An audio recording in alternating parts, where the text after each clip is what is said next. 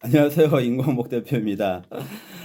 지난번에도 그랬는데, 지금 그 영상을 녹화를 다 했는데요. 편집 과정에서 그 화면이 안 나와가지고요. 오디오만 나오고 있다고 합니다. 그래서 앞부분 제가 지금 이렇게 다시 찍고요. 여러분들 전체를 다시 찍으려면 제가 좀 힘들어요. 힘들기 때문에 일단 나머지 부분은 영상을 그냥 그 오디오로 들려드릴 테니까 화면은 지금 보시는 화면을 보시면서 내용은 잘 귀를 쫑긋하고 잘 들어보시면 좋을 것 같습니다.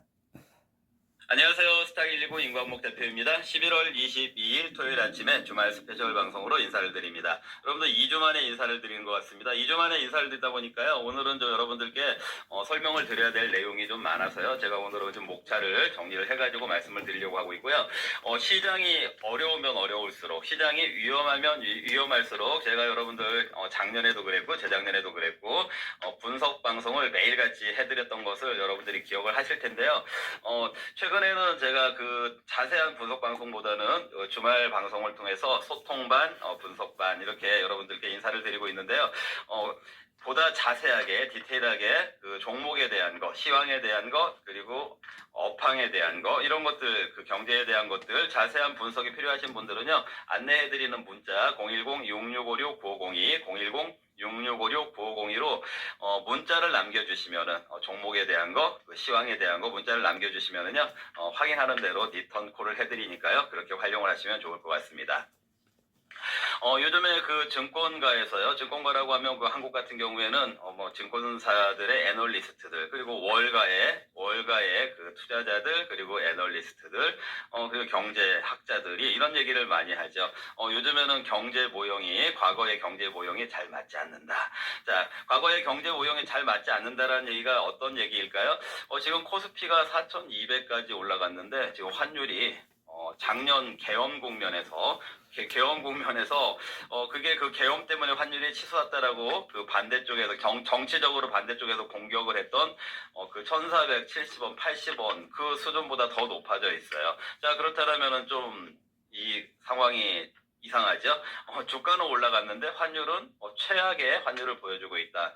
정치적으로도 이 부분을 해명을 해야 될 현재 정부에서 해명을 해야 되는 그런 부분이 있겠지만 그거에 앞서서 경제 모형이 좀 과거하고는 잘 맞지 않는다. 환율과 주가에서 보면 확연하게 보여지는 그런 부분이고요. 또 유가에서도 그런 부분이 있습니다. 유가가 지금 우리 작년 올 초까지만 하더라도 배럴당 80달러 전후가 그냥 일반적인 유가로 받아들여졌는데, 여러분들 요즘 유가 얼마인지 아세요? 그 국제 유가는 지금 배럴당 60달러 아래로 떨어져 있습니다.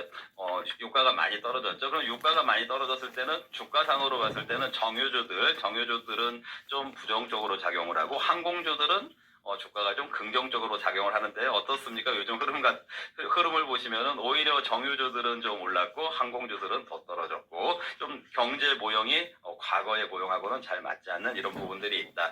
자, 왜 그럴까요? 그 경제 패러다임 자체도 바뀐 부분이 있지만 금융 상품이 너무 많아졌다. 그리고 또 금융 상품이 너무 많아진 것뿐만 아니라 AI, 그다음에 가상화폐, 비트코인이라고 하는 새로운 금융 상품들이 시장을 움직이고 있다. 이런 부분들 때문에 과거에 전통적인 경제 이론, 경제 모형이 잘 맞지 않는 것은 맞습니다. 그럼에도 불구하고 이렇게 잘 맞지 않기 때문에 theory of everything, 모든 것의 이론, 이거는 있을 수가 없어요. 그러니까 모든 것이 다 설명이 되는 그런 이론은 나올 수가 없다. 하지만 우리가 그럼에도 불구하고 우리가 투자 행위를 함에 있어서, 분석 행위를 함에 있어서 그래도 참고해야 되는 가장 피해갈 수 없는 그런 특징을 보여주는 그런 현상들을 잘 포착을 하셔가지고 그걸 토대로 자신의 포트폴리오를 활용하시고 투자 행위를 하시는 것이 중요한 시기이다. 자, 모든 것을 설명하는 이론을 찾을 수는 없고 모든 것을 설명하는 그런 분석도 있을 수는 없지만,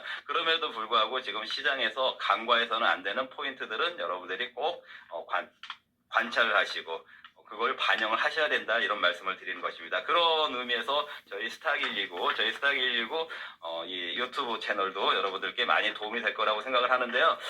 정말 도움이 된다고 생각을 하십니까? 2주 전에 어떤 말씀을 드렸습니까? 2주 전에 제가 이런 말씀을 드렸었죠.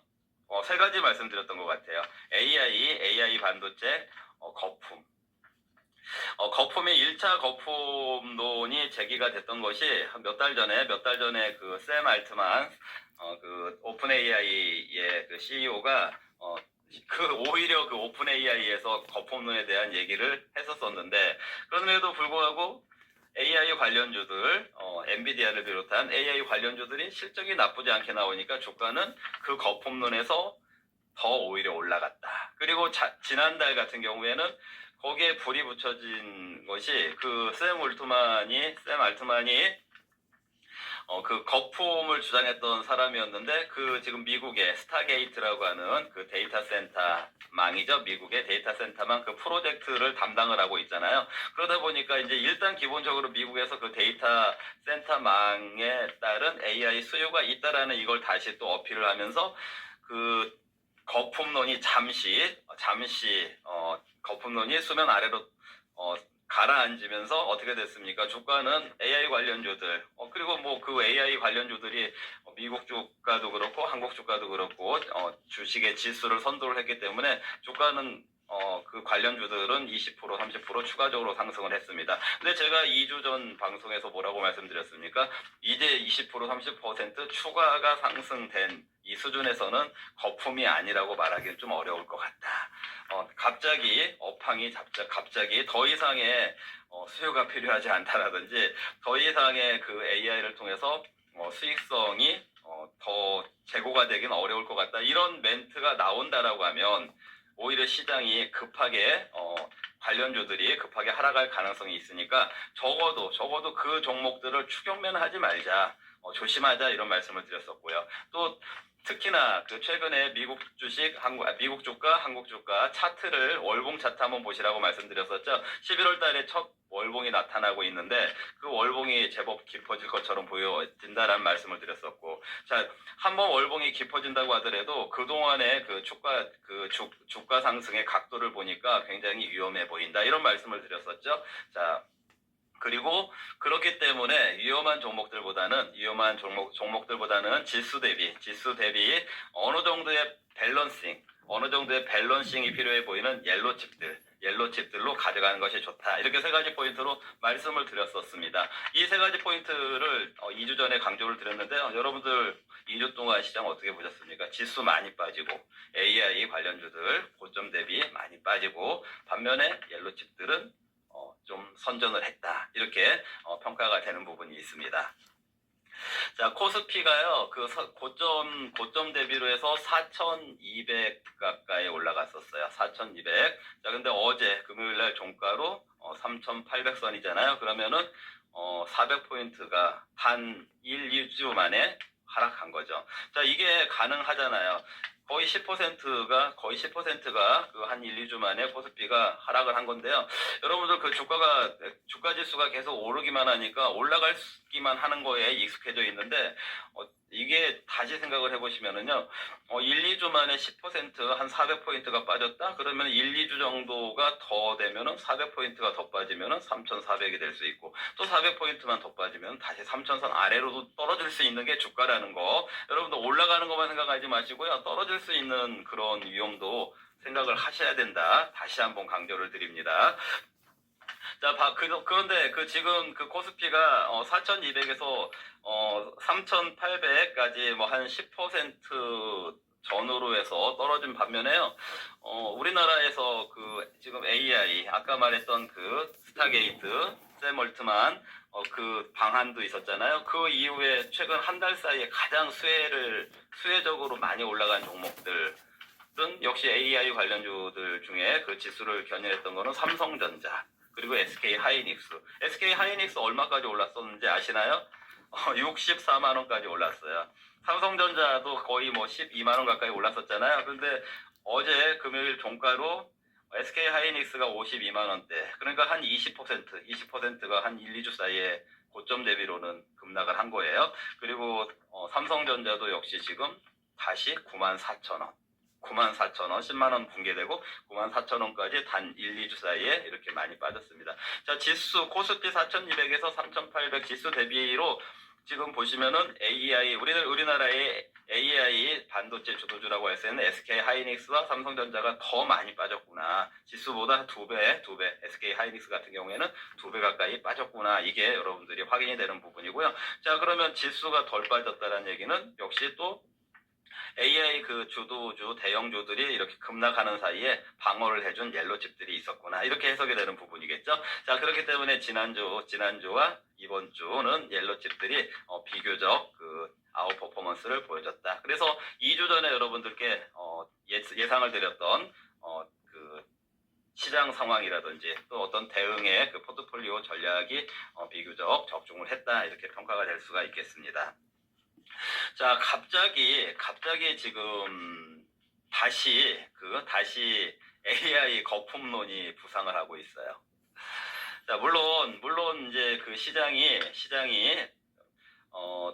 지금 시장을 좀 그 지지를 해줄 수 있는 긍정적으로 또 안전장치라고 해야 되나요? 그런 해줄 수 있는 부분은 금리 인하가 있잖아요. 미국의 금리 인하가 12월 달에 금리 인하 가능성이 있거든요. 12월 달에 미국의 금리 인하 가능성이 있기 때문에 12월 달에 미국 추가적인 금리 인하한데 이게 어느 정도는 또 안전장치 역할을 할 수가 있고 그 다음에 엔비디아는 다른 그 종목들하고 제가 뭐가 다르다고 했죠? 회계 그 출발하는 달이 다르기 때문에 3, 4분기 실적 다른 것들은 3, 4분기 실적이 지금 11월 달인데 지금 실적이 발표가 됐잖아요. 엔비디아는 한 달 늦게 발표가 됩니다. 자, 그런데 엔비디아 실적이 시장의 기대치보다 좋게 나왔어요. 아직까지는 좋게 나오고 있어요. 그렇기 때문에 시장이 조금은 안돌하면서 시장을 받쳐주는 그런 역할을 하고 있다.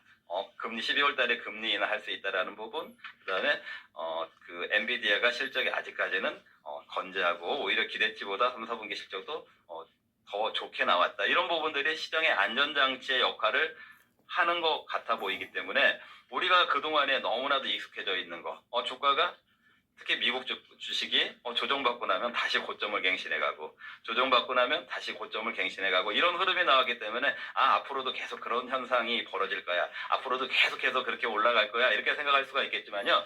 만약에 그 AI 거품이 확정적이고 그게 너무나도 이제 과거에 그 2차 전지의 그 캐즘 국면에서 우리가 목도를 했던 것처럼 그런 그 피부에 와닿을 만큼 또는 그 AI 자체의 또 문제점들, AI가 인간보다 대처할 수 없는 한계가 있다라든지 이런 것들이 갑자기 부상이 된다라면은요, 그 거품이 급하게 빠질 수가 있거든요. 자, 그리고 거품이 급하게 빠지지 않는다고 하더라도 아까 그 금리 인하라든지 엔비디아 실적 때문에 급하게 빠지지 않는다고 하더라도 이미 만약에 추세가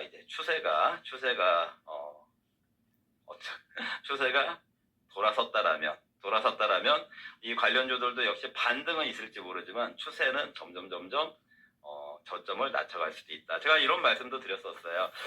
그 과거에 그 황제주들도 그랬고 또 과거에 또 굉장히 어떤 그 뭐 예를 들어서 2, 3년 전에 2차 전지, 전기차 이런 종목들이 빠질 때는 장기 흐름으로 빠지게 되거든요. 장기 흐름으로 빠진다는 얘기는 반등하면서 다시 저점 낮춰지면서 거의 뭐 2년 이렇게 긴 시간 동안 계속해서 하락 추세를 그려간다는 얘기죠. 물론 하락 추세를 그려간다는 얘기는 이렇게 빠진다가 아니라 또 올라갔다 떨어졌다 이게 계속해가지고 그러니까 어떤 중간중간에 뭐 반등이 나오기도 하고 기대감 다시 올라가는 거 아니야 이런 기대감이 생기기도 하지만 그렇게 계속해서 저점을 낮춰가는 어떤 종목들은 그 에코프로 같은 경우에는 과거 액본 전 기준으로 봤을 때 과거 150만 원 고점에서 20만 원까지 20만 원 아래까지 이렇게 주가가 길게 하락해가는 그런 흐름을 보였잖아요. 자, 이런 흐름이 그 AI 관련주들이니까 AI니까 나오지 않을 거야 이렇게 생각하는 거는 너무 단정적이지 않습니까? 그럴 가능성도 있다. 그럴 가능성이 저는 10% 이상 된다라고 생각해요. 그러니까 없다라고 생각하지 마시고 그럴 가능성도 있다. 그러니까 조심할 것은 조심해도 나쁠 게 없다. 이건 다시 한번 강조를 드립니다. 근데 갑자기 그 AI 그 거품론이 다시 부상을 한 거는요.